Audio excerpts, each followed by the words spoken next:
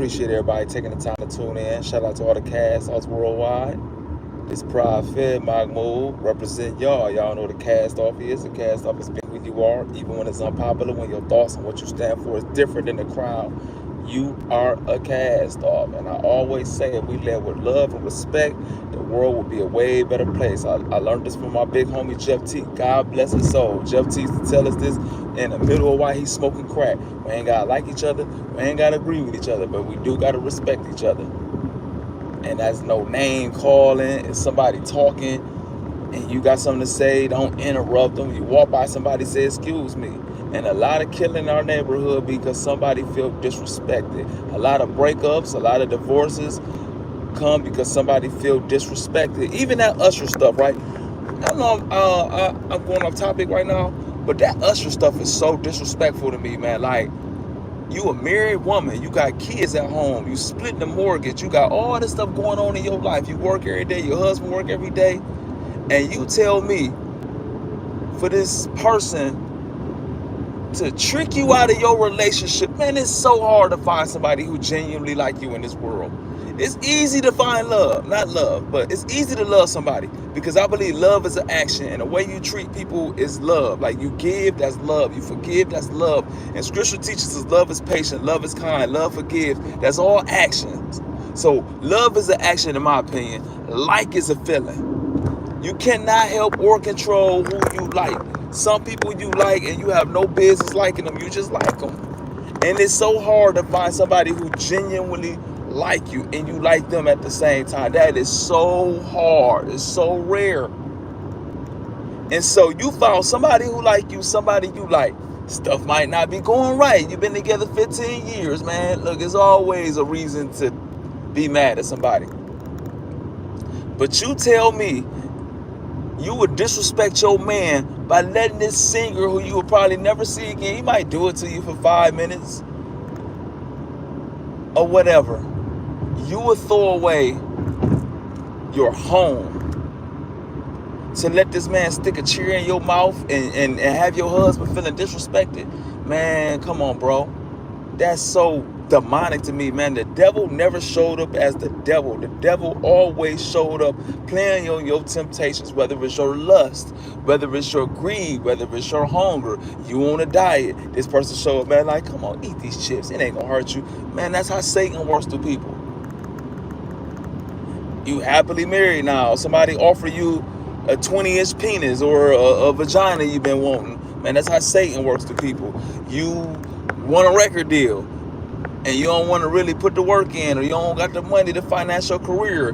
The Satan show up as Diddy. Hey, bend over and get behind you. And you the sold your soul, sold your manhood. That's how Satan works to people. The devil never show up as the devil. So we will break up a household, bro. We'll break up a home or break up a marriage for an Usher concert. Are you serious, man? Come on. Are you serious, man? And it's just respect. It's respect.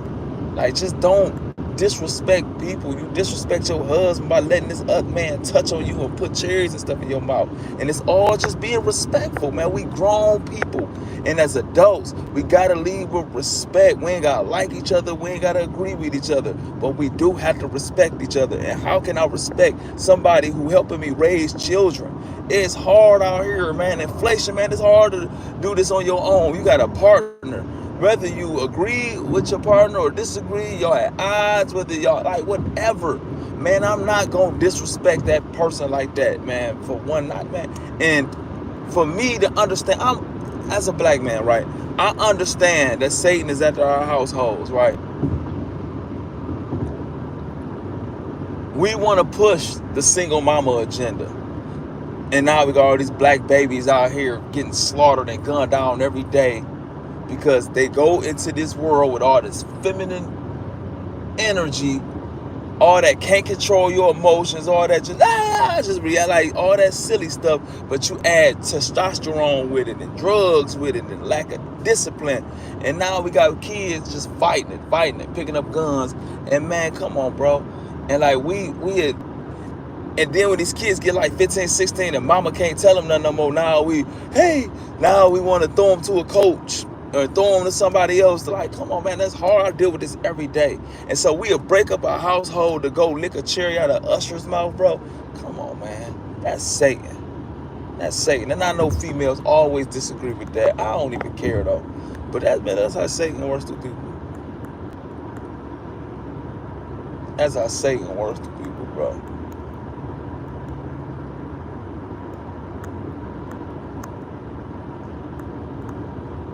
I'm on my way back to Toledo right now. I had some work to do. I had to go doing Bowling Green, so I'm on the highway right now. I'm getting off the highway right now, though. I'm getting off. We had a basketball game yesterday, so it's so hard coaching. Like it's hard coaching right now because I always say, as a man, we have to lead with love and respect, right? And so you got children who taught to match energy, taught to pout. And so you're dealing with a lot of this stuff that you got to reprogram. Then you got coaches, disrespect, going to your kids, well, I could give you more, and going to the parents. And if you discipline a child like, hey, man, we don't do all that pout. We don't do all that. And now you got another coach where they allow that stuff. And the parent like, okay, like, and now your kid go on this other player team and pick up all their bad habits. And you know, a lot of, man, I'm gonna tell y'all something, man. 90% of men is weak. 90% of men is weak. Just weak, no respect having people, and just pouting and scratching. Like, just all that stupid stuff. So how you think the kid's gonna act? And so, you know, it's hard to discipline a kid. Like, no, we not doing no disrespect. You know, go ahead, sit down. You want to cuss at the referees? Go ahead, sit down. And then the mama looking at this coach like, well, your son could do that with me and play the whole game. So that's what we deal with. So a lot of top players on teams go to other teams because of that. But the kids I got right now, they not as talented, but they play hard, man. They respectful. And that's all you can ask for. That's all you can ask for, because I'm here coaching to develop young boys into becoming men. To teach young boys to lead with love and respect. Be self-accountable. And that's why sports is so valuable to me with young men.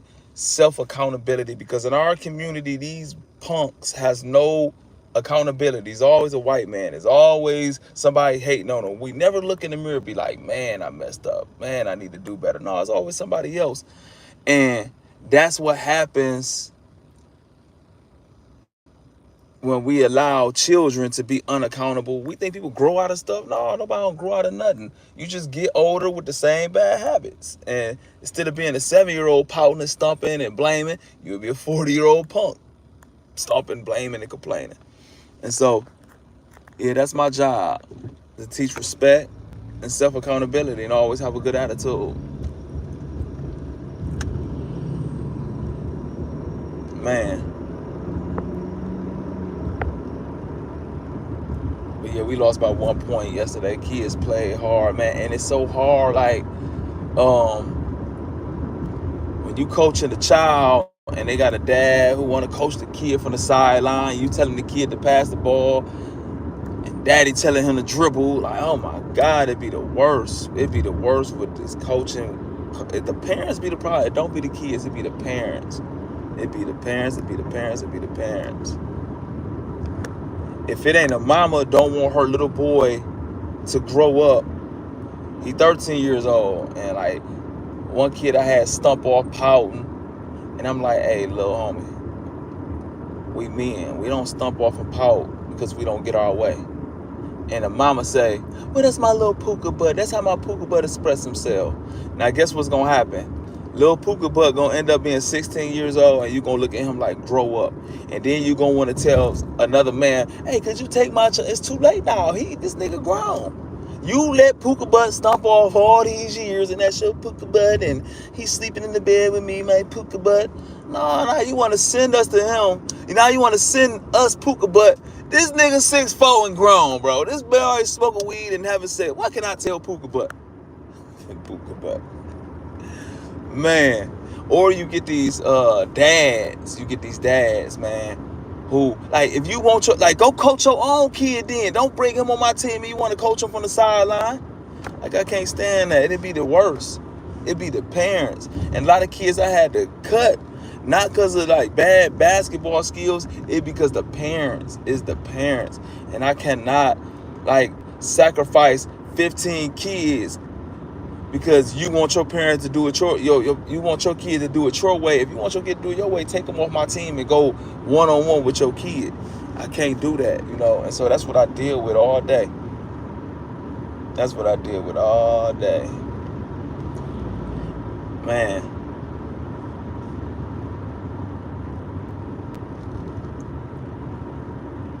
That's what I deal with all day. Somebody had asked me, what do I think about what Kenya Martin said about Ja Morant. Kenya Martin was saying that part of Ja Morant's problem is his father. And I agree 100%. Man, come on, bro. When do we grow up? When do us as men grow up and quit being like, damn, we want to be kids so bad? So you got Ja Morant dad. Like, you see Ja Morant throwing his career away and you just cheering that stuff on, man. Like, come on, when do we grow up? When do we understand, like, I'm a parent and not a friend? And a lot of times, we don't want our kid not liking us, so we be their friend instead of their parent. And at the detriment to the kid, for real. And I see this up close, right? And this is going on in my house, not my household, but my family right now. And I believe this is what goes on with kids from the suburbs. It'd be a parent from the streets or from the ghetto or whatever. And their kid be raised in the suburb, going to good schools. And the parent called them soft, or back in my days, or I used to bust my gun and pull these bricks. And then the kid, they keep pushing that to the kid where it become cool to the kid, and the kid want to be that, and they try to prove to the parent they ain't soft. So now the kid acting out, and now he try to go hang around the kids is acting like that. And this kid don't even have to be like that, man, but that start from the parents. For real, that be the parents pushing that stuff on these kids. I see it. I see it with relatives of mine.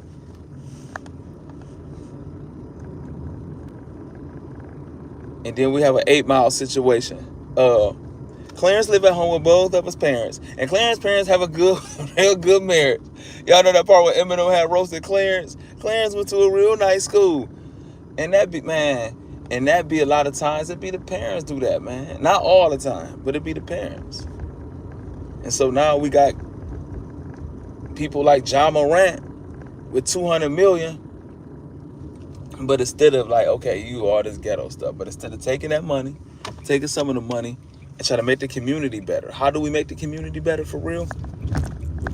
Whatever you gifted at, you got to pass that on. You got to pass that on to another generation. So you good at basketball. So you understand what it takes to get to the NBA. So set up programs for basketball leagues, how to get to the NBA, hire ex-NBA players, hire tutors for these community centers, and help these kids get a better education. And I ain't talking about just schoolwork. I'm talking about education like in basketball, education like just stuff you learn, and apply that to the community centers. Go to your high school, set up scholarships. Just that's what I'm talking about. But instead, I'm gonna do like this on the court, throwing up gang signs and gun signs and losing the money that you could have invested. And that's because instead of being a man who pushing it forward, you want to be Clarence from 8 Mile. Clarence live at home with both of his parents, and Clarence's parents have a good marriage. But you want to reject all that and put this fake thug stuff. But that start, man.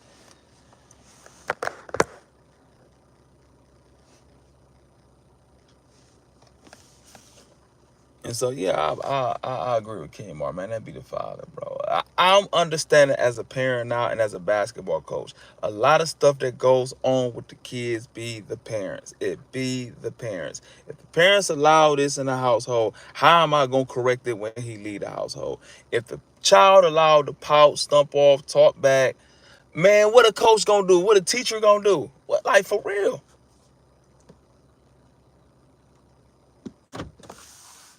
For real. I was a headache to the world because I did what I ain't had no rules. Like, so I ain't had no curfew. I stayed out late as I want. My mama just wanted me out the house, get out the house. I didn't get whoopings. I didn't get a punishment. I didn't have to go to school. None of that. But I liked school. I ain't like to do the work. I ain't like to follow rules.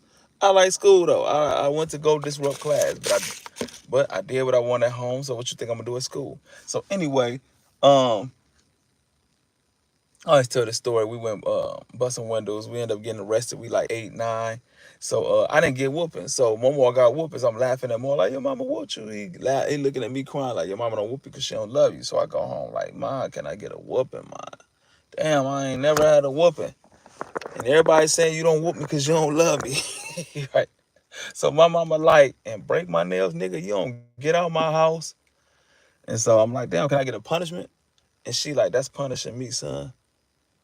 That mean you had to sit around me here all day. Nigga, get out the house. And so I go out the house. So you send a kid with no discipline in the house, who else gonna tell me something? If I ain't got no discipline in the house, how can a teacher discipline me? How can a coach discipline me? And so everywhere I went, it was a problem. Everywhere I went.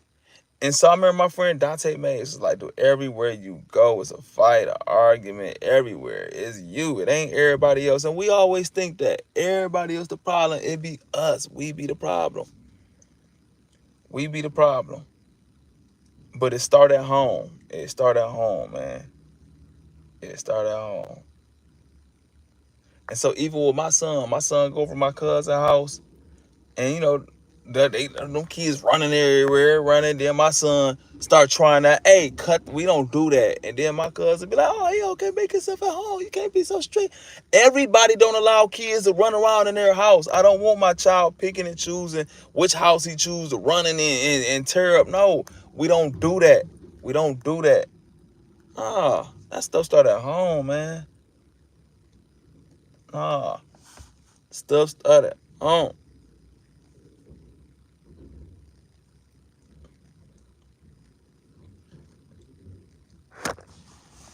Y'all agree or disagree?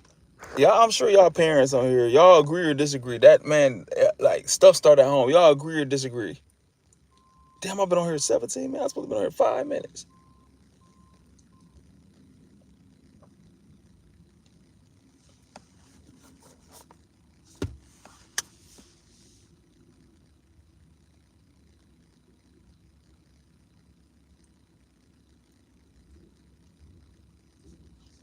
All right, but before I leave, man, we're gonna do a 7-day word fast. That mean no negative words for 7 days. That mean no cussing, no lying, no gossiping, no negative self-talk, which is the hardest. Like, damn, I'm fat, or man, I'm sick, man, I'm tired, because we keep saying that, man. We start thinking we more sick, and you think if you keep saying you sick, I'm sick, I'm sick, you start thinking I'm sick, I'm sick. The more you get sick, and it be those little complaints, man. I wish they'd speed up, man. I'm high, man. It be those little complaints that get us in trouble. So we're gonna stop all that for 7 days, right?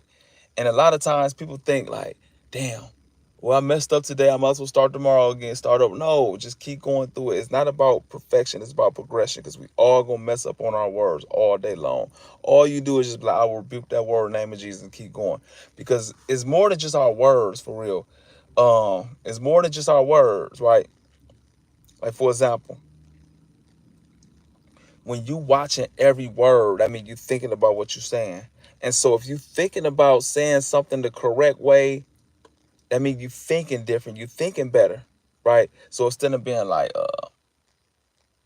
I don't want a woman who cheat, you speak like, I want a faithful woman. Just those little corrections in the word, because we don't want to give all the negative the power. And so if we speaking like that, that means that's a conscious thought to speak like that. So that means we thinking different, we thinking better. And if we thinking better, we being better. For real, like, you feel everything starts with our words and our thoughts. And if we thinking better, we gonna feel better, and we won't have all the anxiety, all the stress, because our mind is functioning at a different level. Everything is in our mind. You feel me? And so if we watching our words, we watching our thoughts, and thoughts become things. Scripture teaches, as a man thinketh, so is he. So we're going on a 7-day word fast today. Starting now. We starting now.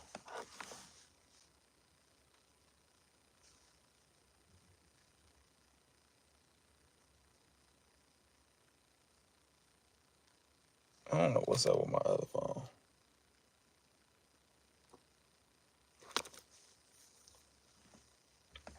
All right, y'all. 7-day word fast. And lead with love and respect. The world would be a way better place.